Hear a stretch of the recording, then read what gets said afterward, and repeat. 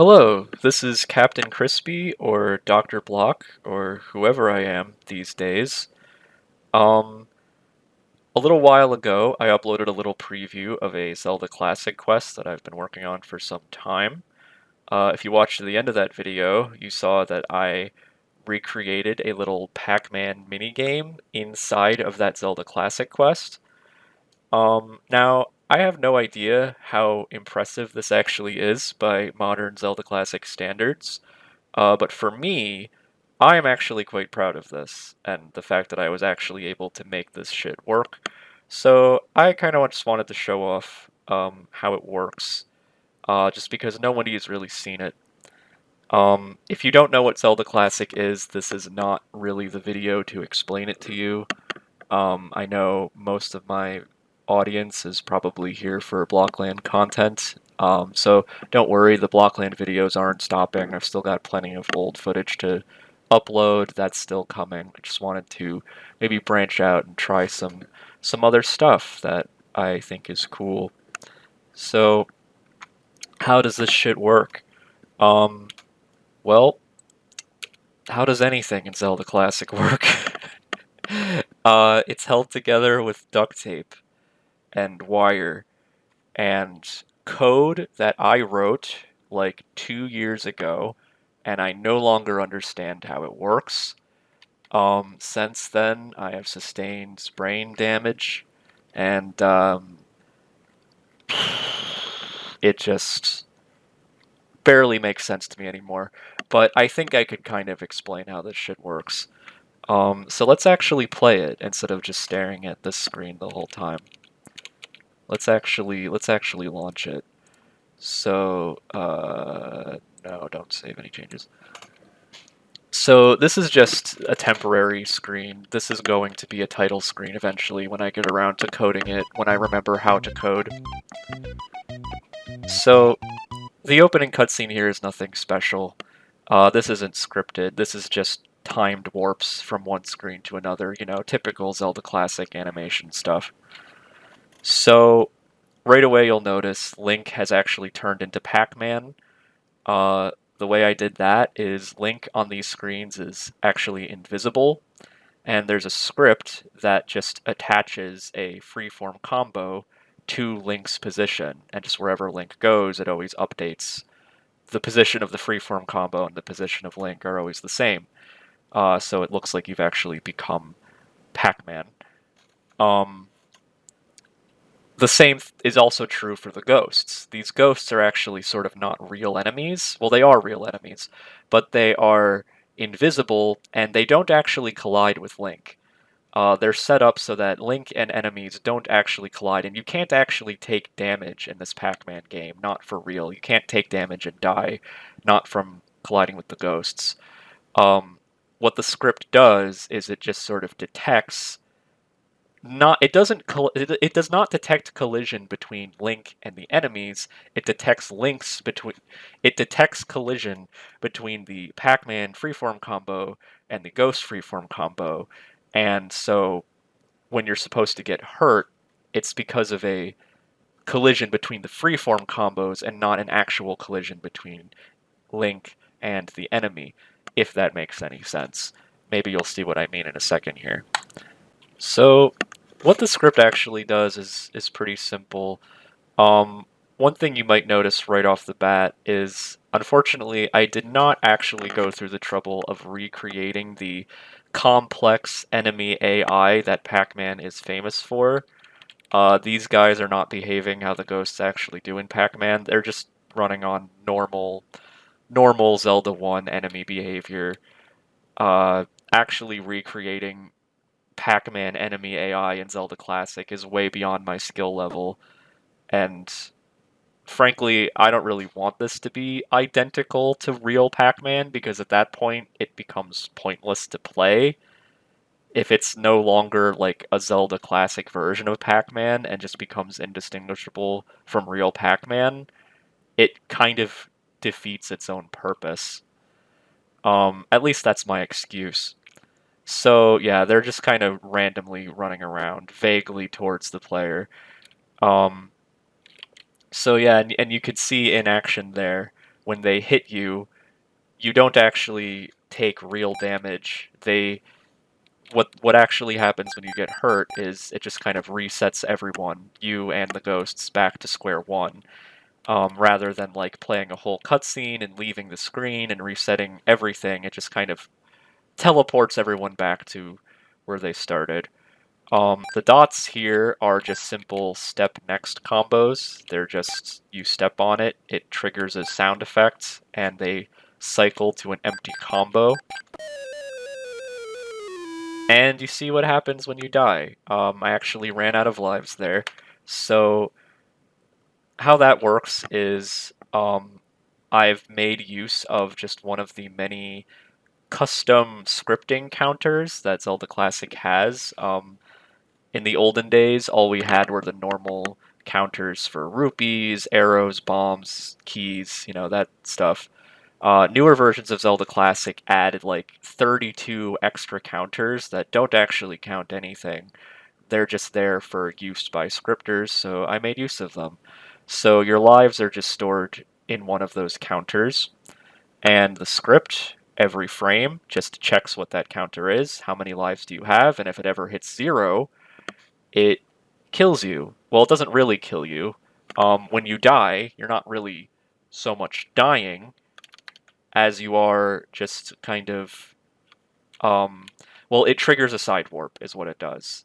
When your live count is 0, it triggers side warp. I think it's side warp D, which I have set up to teleport you to this screen where it plays the death animation. This is another freeform combo that just staples on to Link's position.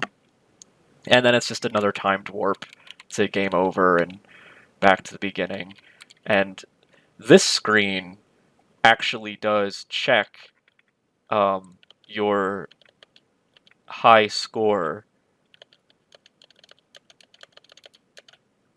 Well, maybe I'm getting ahead of myself. We'll get to that. Oh, well, I did actually get a high score, yeah. So, yeah, this actually works. This is also functional.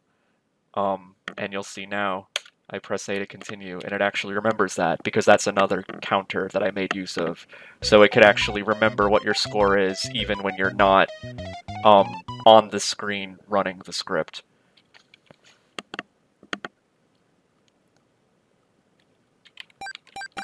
So what the script also does is every frame it just counts how many dots there are on the screen, and it does that because it knows what the combo ID of the dot combo is, and it just counts them. And if it ever, as long as there are more than 0, the game continues. And when there are 0, it triggers a different side warp. It triggers side warp A, which takes you to the next level. I programmed in a little cheat code here. I could press A and get more lives. And you can see when you go past 10, it changes the sprite. That's not going to be in the final game. That's a debug feature. You can critique my maze design if you want. I think these levels are probably way too hard, but that's okay, because I didn't really set out to make good levels. I just set out to make this work. So yeah, you have 0 dots on the screen. The script recognizes that, so it triggers a side warp, and it sends you on to another level. And here we are at another level. So the power pellets were challenging to get working.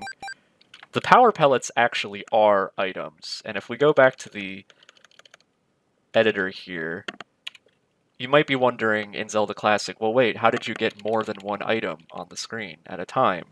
You're normally only supposed to be able to have one. And if you look at my item location, it's actually like... where is it? Oh my god. It's not showing you, but it's actually like in the middle here. So that's pretty simple. So what it is if we look here, everywhere there's supposed to be a power pellet, it's just a flag 98. Flag 98 is another blank flag that you could use for scripting, and the script just scans the screen, and every time it sees flag 98, it just spawns an item there, specifically my power pellet item. The power pellet item itself doesn't actually do anything, really. All it does when you pick it, or when you pick it up, is it changes the ghost sprite to their like blue I'm in danger sprite. That's all it really does. And if you look up in the upper right corner here, well, what it does when you pick it up is it just kind of sends a signal to the screen and to the Pacman script, letting it know that the power pellet has been picked up. And the main Pacman script, when you've picked up, when it receives that signal, it basically just stops caring. It stops paying attention to when you collide with ghosts.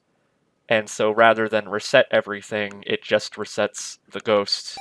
It teleports the ghosts back to their original position instead of also sending Pac-Man back to his original position, if that makes sense. So you're not really killing the enemies when you do that either, I guess is what I'm trying to say.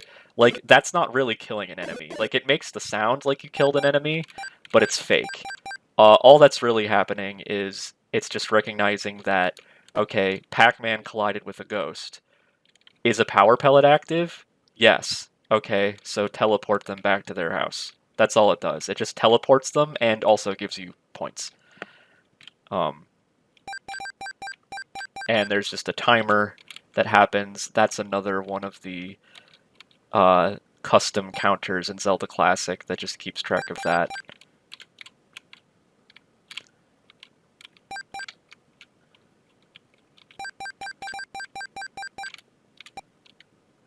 I should note, so how does it actually keep score? So what's happening, when you pick up a dot, it doesn't actually give you points. What the script actually does is well, I mentioned before that it counts the number of dots on the screen, and every single frame, when it counts the dots, it remembers how many dots there were last frame, and then when it counts the dots the next frame, it compares the numbers and just looks at how many less dots are there now than there were last frame, and then that number gives you a score, an amount of points multiplied by the difference between those two numbers, if that makes any sense. I realize this is very scatterbrained and all over the place, but this is just kind of, I think this is just kind of the nature of Zelda Classic stuff sometimes. And just bad coding in general. So, the fruits. How do the fruits work? So, the fruits, again, another thing the script does when it counts up the dots, the fruit doesn't spawn on a timer. What it does is it just figures out, like, I think it's a fraction. I think when you have collected 1/3 of the total dots on the screen, it just spawns a fruit item, and those are actual items. And again, all they do is just let the script know that you picked it up, and it just gives you points. And the reason the item changes is every time you beat a level, there's another counter that increases by 1 every time you finish a level. And when a fruit needs to spawn, it reads the level number and changes the sprite of the item based on what your level number is. And that's how it's able to keep track of what fruit is supposed to spawn on what level. And you'll also notice, again in the upper right corner, when the fruit spawns in a minute, there's a timer that counts down. It's that one on the upper right, the 600, that's going rapidly down. And you'll see when it reaches 0, the fruit despawns. I think that's relatively self-explanatory. I also have it set up so every 1,000 points you get an extra life.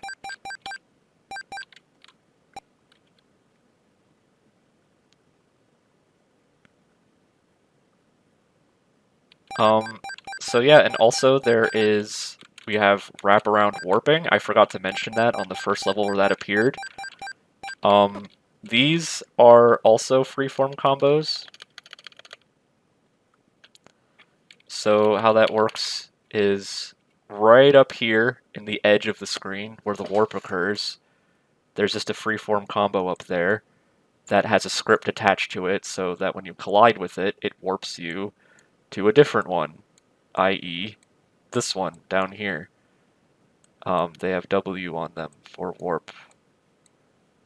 Yes, it's very creative.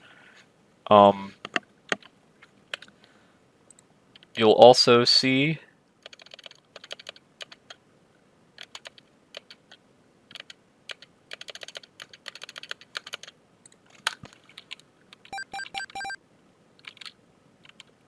what will you also see? I completely forgot what I was talking about.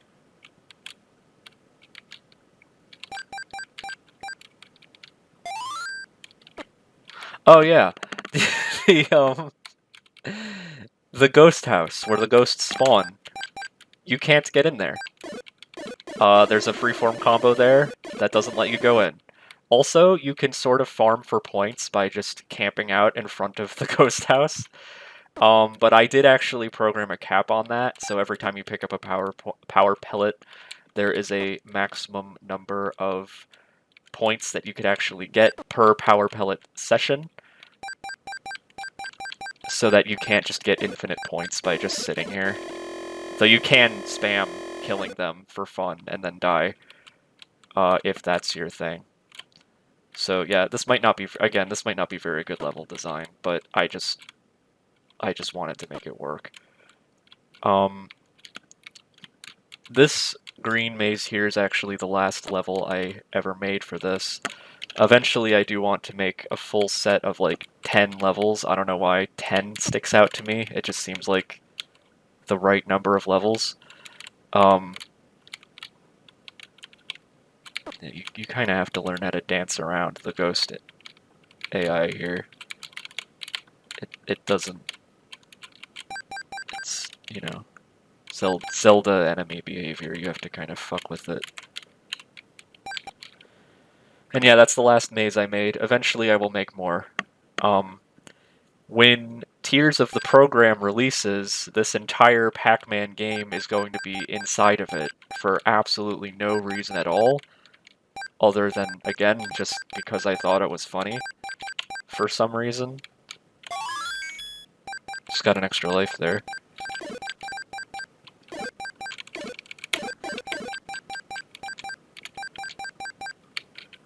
So I guess the long and short of it is, it's really just a very simple script that just counts combos, triggers warps, and it's just a combination of that and freeform combos. Power pellets spawn at a particular combo flag. The dots are just step next combos. The ghosts are pretty much just regular enemies. These warps are scripted. The wraparound warp is scripted. Freeform combo scripts that just change your position. It doesn't use the actual Zelda Classic like warp system. It's just literally just changing your position from one number to another. I do hope some of this made sense. It's my very rambling attempt to explain something I made years ago, just because I can't stand the idea of me having made this and nobody having any idea that I made it. So, just in case Tears of the Program never releases, which there's a very real possibility it doesn't. But hopefully it will, someday.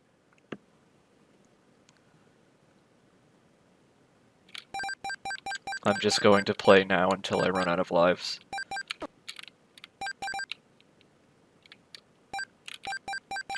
I kinda hate this level.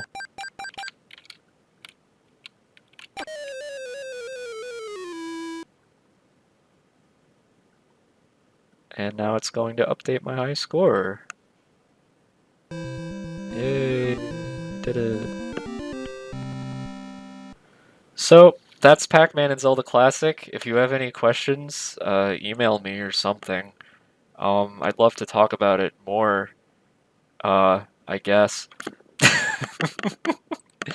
And get hype for Tears of the Program. It's releasing maybe